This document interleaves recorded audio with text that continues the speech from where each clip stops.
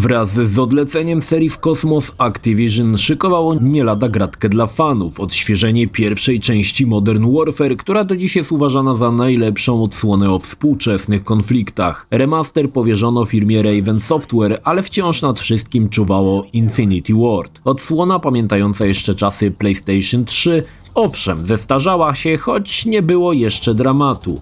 Raven jednakże było świadome, że w zasadzie trzeba będzie przygotować całą grę od nowa. Wersja Remastered doczekała się rozdzielczości 1080p i 4K w wersji na PlayStation 4 Pro i Xbox One X. Przy tworzeniu gry skorzystano z silnika IW7.0, na którym śmigał wydany w tym samym roku Infinity Warfare. Praca się opłaciła, grając ponownie w znane doskonale misje, odczuwaliśmy, że to stary, dobry Modern Warfare, jednakże z dodatkiem czegoś nowego.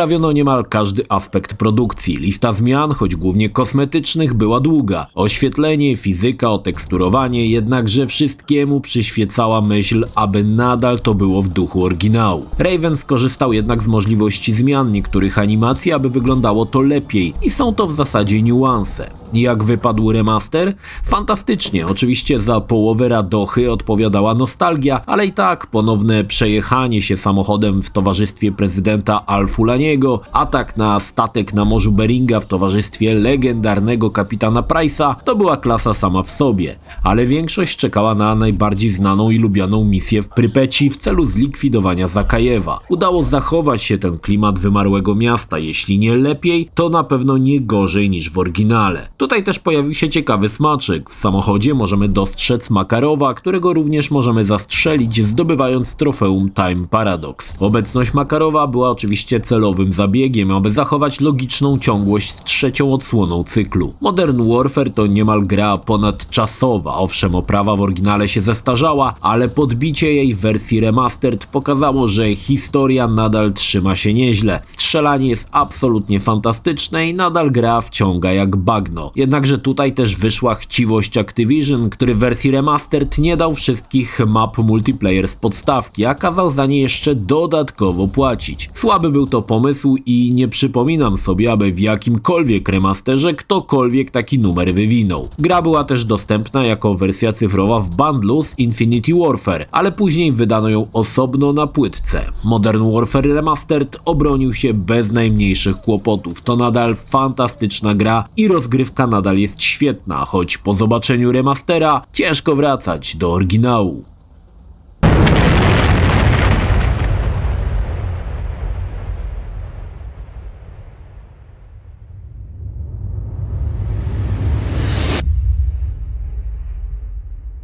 Na powrót serii do czasów II wojny światowej wielu czekało. Czy oczekiwanie się opłaciło? I tak, i nie.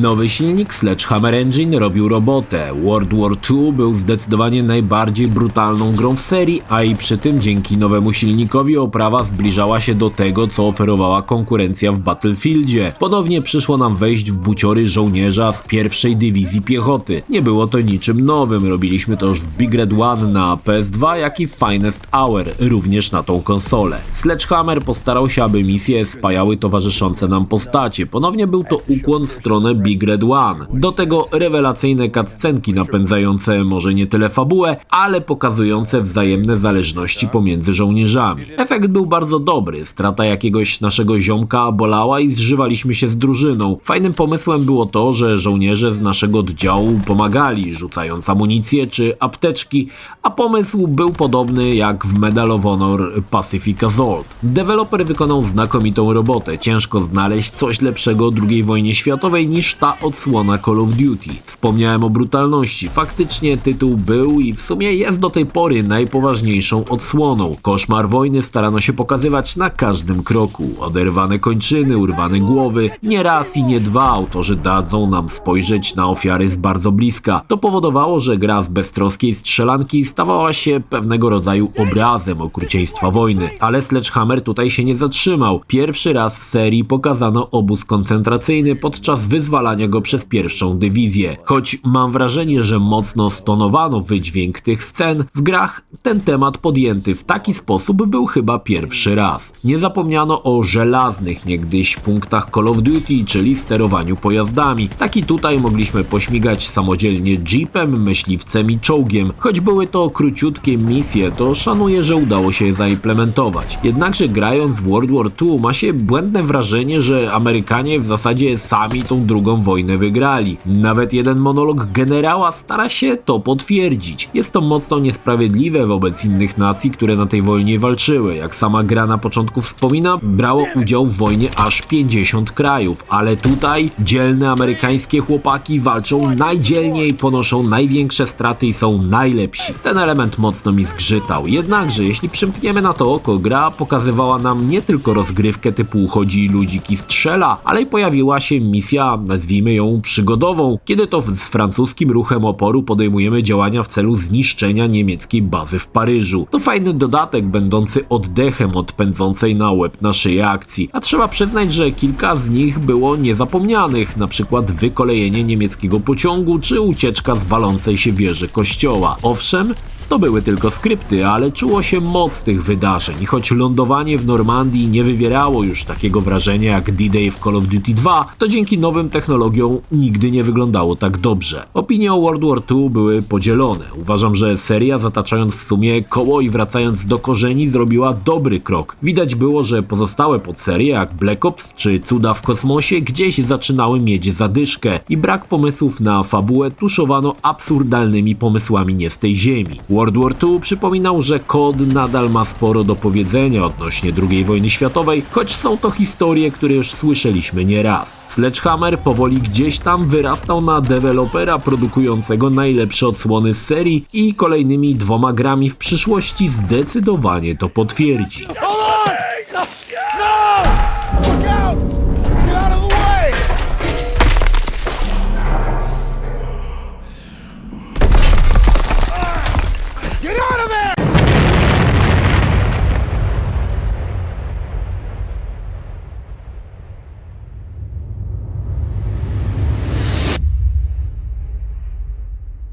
Podseria Black Ops zaczęła z bardzo wysokiego poziomu, jednakże z części na część obniżała lot, by sięgnąć dna w Black Ops 3. Nic dziwnego, że w części 4 zdecydowano się nie zawierać kampanii singlowej. Z jednej strony było to słabe, ale z drugiej, patrząc co się działo z kampanią w trójce, może to i lepiej. Pod kątem oprawy niewiele się tu zmieniło. Gra działała na silniku Black Ops 4, który w sumie niewiele wprowadzał nowego od trzeciej iteracji. Lepsze oświetlenie, lepsza symulacja wody, rzeczy, które w graniu w multi są marginalne. Choć multiplayer w Call of Duty ma swoich fanów, którzy singla nie tkną nawet kijem, to jednak od początku serii jakaś tam ta fabuła była. Czasami dobra, czasami kiepska, ale była. Przy tej części mam wrażenie, że Activision zdawało się miotać, nie bardzo wiedząc, w którą stronę pójść ze swoją sztandarową marką. Wysyłanie w kosmos, by zaraz powrócić do korzeni, czyli II wojny światowej, potem Black Ops 4 bez singla, źle się działo i gdzieś się chyba wszyscy pogubili, czym seria miała być. Całe szczęście 4. część Black Opsa, wykastrowanego z fabuły, była ostatnią odsłoną serii Biegamy jak kurczaki po podwórku bez głowy i seria zaczynała wracać na prawidłowe tory. A wiadomo było, że jak za kolejną odsłonę weźmie się Sledgehammer we współpracy z Infinity Ward, to będzie pozamiatane.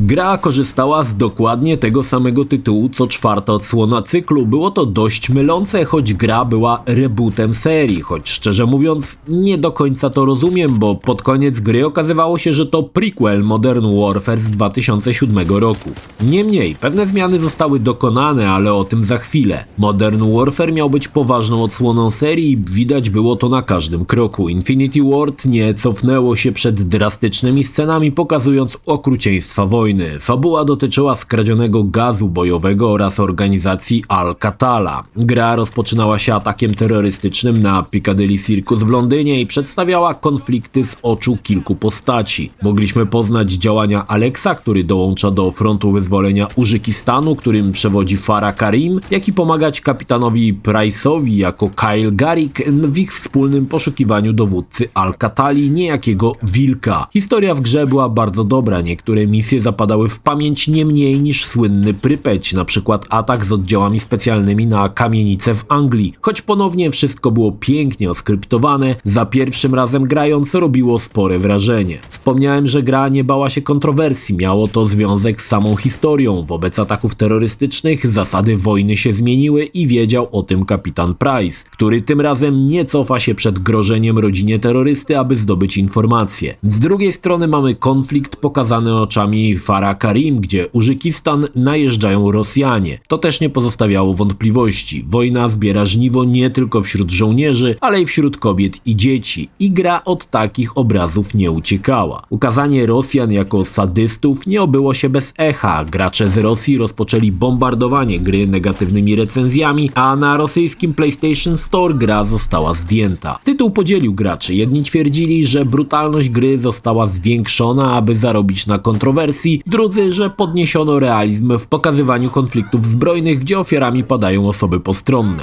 Infinity Ward podniosło poprzeczkę, jednakże brutalność była wysoka, wydźwięk gry był poważny i chyba najpoważniejszy w serii. Modern Warfare stworzono na 8. generacji silnika IW, ale tym razem silnik doczekał się wielu zmian, przez co gra wyglądała świetnie. Obsługa DirectX 12 dała możliwość skorzystania w wersji PC-owej ze śledzenia promieni, a w późniejszym czasie funkcji DLSS dostępnych jedynie na kartach Nvidia. Przemodelowano cały system fizyki i oświetlenia, zastosowano zaawansowaną fotogrametrię, aby jak najlepiej oddać odwiedzane lokacje i to było widać. Mnie do gustu szczególnie przypadł zupełnie nowy tryb pokazywania obrazu podczas użycia noktowizora. Choć gra standardowo nie rozpieszczała graczy długością, Modern Warfare pokazał dobitnie, że seria Call of Duty ma jeszcze wiele do powiedzenia pod warunkiem, że trafi do odpowiednich rąk. A nie ma lepszych fachowców od nowoczesnych konfliktów niż ojcowie klasycznego Modern Warfare.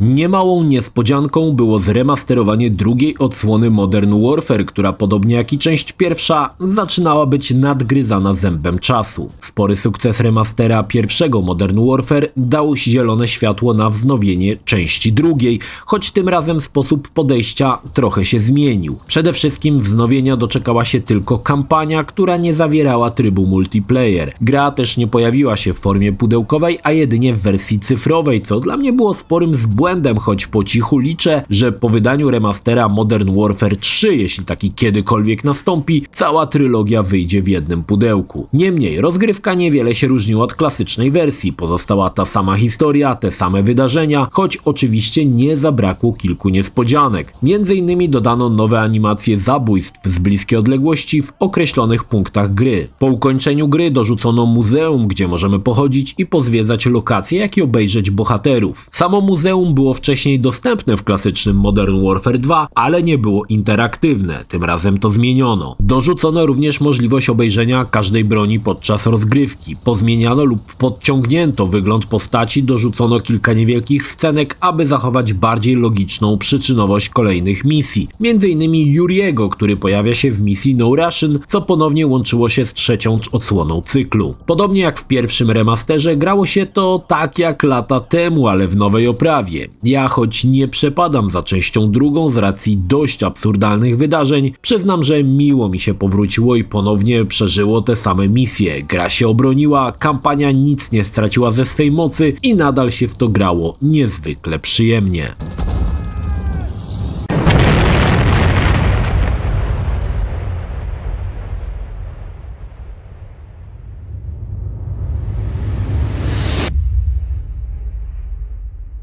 Po żenujących zawirowaniach z serią Black Ops, Treyarch we współpracy z Raven Software postanowiło się zrehabilitować, tworząc kolejną odsłonę o podtytule Cold War. Jak łatwo się domyślić, historia kręciła się wokół zimnej wojny z Rosją. Akcja przenosiła nas do początku lat 80., co było nowością, jeśli chodzi o serię Call of Duty. Jako nowa postać w serii, nazwana po prostu Bell, wraz z postaciami znanymi z pierwszej części Black Ops i z nową postacią Adlerem, bierzemy udział w szeregu misji mających doprowadzić do zlikwidowania Perseusza, który grozi wystrzeleniem wszystkich ładunków nuklearnych. Historia jakościowo była na podobnym poziomie co pierwszy Black Ops, czyli było bardzo dobrze. Gra rzucała nas w bardzo ciekawe rejony: Holandia, Berlin, Wietnam, Turcja czy Rosja. Nie zabrakło kilku smaczków dla starych wyjadaczy, które łączyły się z poprzednimi Black Opsami. Warto wspomnieć, że powróciła jedna z moich ulubionych postaci, Frank Woods. Misje były świetnie skonstruowane, choć trzeba przyznać, że przepych graficzny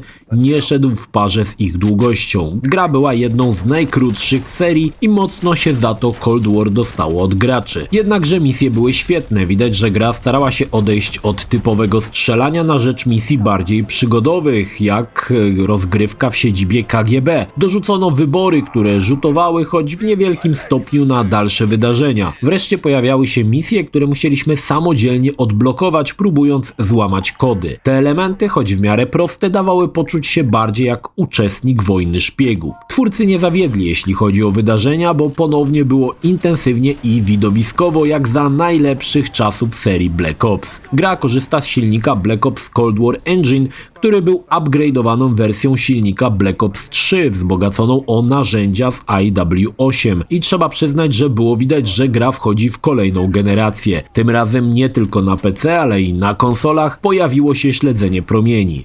Lokacje wyglądały świetnie, już pierwsza misja w pubie w Holandii pokazywała, że tak dobrze Call of Duty jeszcze nie wyglądało. Jednakże było widać, że Black Ops nie zamierza iść drogą obraną przez Infinity Ward i tworzyć odsłony o poważnym wydźwięku. Cold War ponownie zahaczało o pranie mózgu i dziwne historie z tym związane, ale przyznam, że mnie to nie raziło, a zakończenie, których notabene było kilka, również fajnie domykało historię, choć nie da się ukryć, że gra była krótka i chciało się więcej. Cold War w pewien sposób odciął się od porażki nazwanej Black Ops 3 i 4 i dał nowy oddech podserii i dobrze. Mam nadzieję, że historia będzie nadal kontynuowana, bo jest tutaj nieodkryty i spory potencjał na rozwinięcie.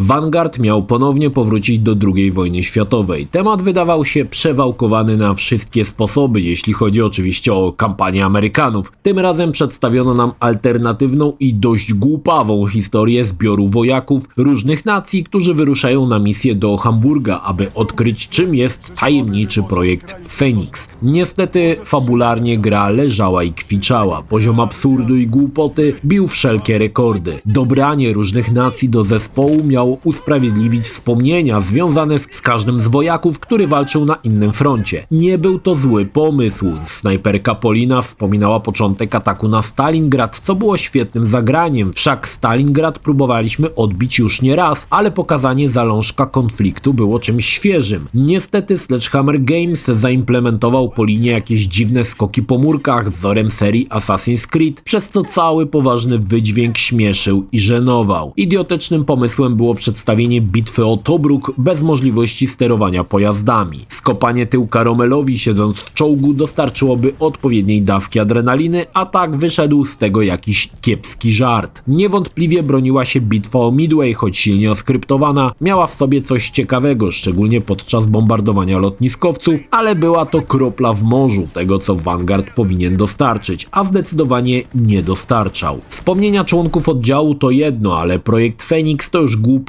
na poziomie pro. Rozwiązanie, czym on był, zostawiło mnie z niedowierzaniem i uczuciem, że ktoś tu zrobił ze mnie totalnego debila. Seria Call of Duty, która przez lata dostarczała nam rozrywkową, ale jednak opartą na faktach Wersję konfliktów zbrojnych II wojny światowej nagle skręciła w kierunku historii z plecaka pana Tiktaka i pytań, co by było gdyby. Zakłamywanie historii to niestety coś, czego serii o II wojnie światowej ciężko wybaczyć. Chciałoby się powiedzieć, że oprawa dowoziła, ale nie. Użyty silnik IW w wersji 8.0 co prawda miał wolumetryczne oświetlenie, a gra korzystała z fotogrametrii, ale było to za mało. Nawet warstwowy system zniszczeń nie potrafił zamaskować tego, że gra wyglądała średnio, a w porównaniu z Cold War i Modern Warfare po prostu słabo i zupełnie nie na czasie. Czarę goryczy dopełniał dziwaczny level of detail, który gdy tylko odeszliśmy kilka metrów, zamieniał twarze postaci w woskowe maski z piekarnika. Jedyne co broniło Vanguarda to niektóre misje kampanii singlowej, które były nieźle zaprojektowane, choć wyjątkowo krótkie. Ale to nie potrafiło wybronić Vanguarda, która okazywała się jedną z najsłabszych części serii, a którą osobiście stawiam na poziomie znienawidzonego Black Opsa 3. W mojej opinii II wojna światowa w Call of Duty potrzebuje oddechu, pokazania konfliktów mniej znanych, ale równie ważnych. Zadziwiające, że mając do wyboru te może mniej zamerykanizowane bitwy, a głupkowatą historię projektu Phoenix, zdecydowano się na drugie rozwiązanie. Nie wróży to dobrze pod serii na przyszłość i mam nadzieję, że w kolejnej części opartej o II wojnę światową tego typu paszkwile już się nie powtórzą.